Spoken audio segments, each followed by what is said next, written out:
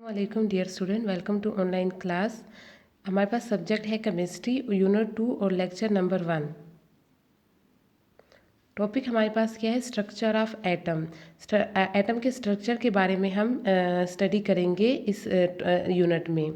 हमारे पास हम लोगों ने फर्स्ट यूनिट में क्या स्टडी किया था कि केमिस्ट्री क्या होती है।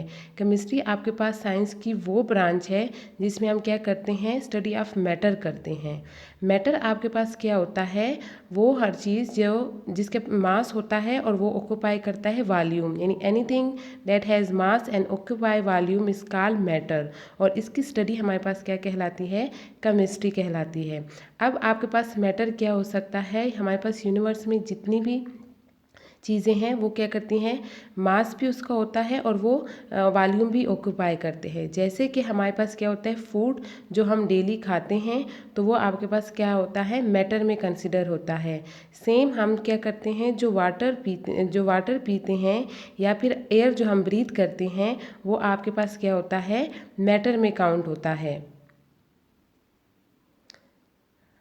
अब मैटर आपके पास क्या होता है? हर चीज़ मैटर है तो साइंटिस्ट आपके पास क्या होते हैं? साइंटिस्ट ने उसकी कंपोजिशन के मालूम मैटर की कंपोजिशन को मालूम करने के लिए बहुत से एक्सपेरिमेंट किए थे और थ्योरी पेश की थी, जिसमें आपके पास क्या होता है? सबसे पहले ग्रीक फिलोसोफर था डेमोक्रेटिस।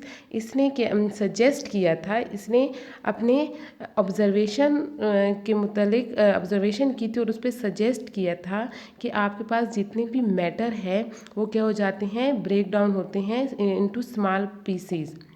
ये स्मॉल पार्टिकल में क्या हो जाते हैं?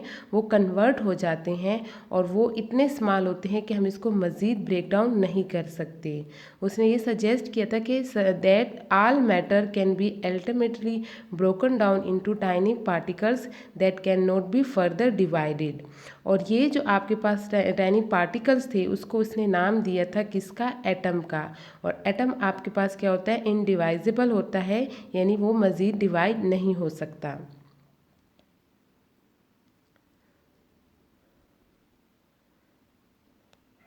इसके बाद आपके बाद डेमोक्रेटिस के बाद जॉन डाल्टन था, जो इंग्लिश स्कूल टीचर था। उसने स्ट्रक्चर ऑफ एटम के मुतालिक बहुत सी एक्सपेरिमेंट की थी और थ्योरी पेश की थी। इसने आपके पास क्या किया था? बहुत से एक्सपेरिमेंट किए थे और अपने एक्सपेरिमेंट के एंड में जो उसने कंक्लूजन निकाली थी वो ये थी कि आपके पास जितने भी मैटर हैं वो बने होते हैं टाइनी पार्टिकल से, जो कि फर्दर डिवाइड नहीं हो सकते। अपने एक्सपेरिमेंट के बेस पे इसने ये कंक्लूड किया था। और ये आपके पास जो टाइनी पार्टिकल्स होते हैं वो क्या होते हैं? सॉलिड बॉल्स होते हैं। देखिए ये डायग्राम में आपके पास क्या होता है? ये डाल्टन का मॉडल है और ये सॉलिड स्फीयर बॉल होता है। तो इसको इसने नाम दिया था, एटम का नाम दिया था। अब डाल्टन ने अपने जो एक्सपेरिमेंट किए थे तो उसके बेस पे इसने क्या किए थे? अपने ऑब्जर्वेशन के बेस पे कुछ पॉइंट पेश किए थे मैटर से रिलेटेड, जिसको हम क्या बोलते हैं? Main postulate of Dalton atomic theory. तो इसकी जो मेन पोस्टुलेट वो क्या थे कि आपके पास क्या होते हैं? जितने भी मैटर होते हैं वो एटम से बने होते हैं। और एटम आपके पास क्या होता है? इनडिवाइजिबल होता है। इतना स्मॉलेस्ट पार्टिकल होते हैं कि आप इसको मज़ीद डिवाइड नहीं कर सकते। और एटम को ना तो आप बना सकते हैं और ना ही आप इसको डिस्ट्रॉय कर सकते हैं।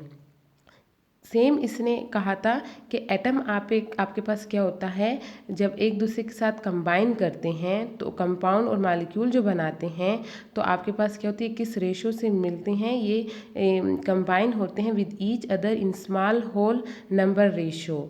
स्मॉल होल नंबर रेशो का मतलब ये है कि आपके पास जब सोडियम क्लोराइड यानी टेबल सॉल्ट बन रहा है तो इसमें आपके पास सोडियम और क्लोरीन का रेशो क्या है? 1:1। तो हमेशा आपके पास जो सोडियम क्लोराइड होगा उसका रेशो 1:1 ही होगा।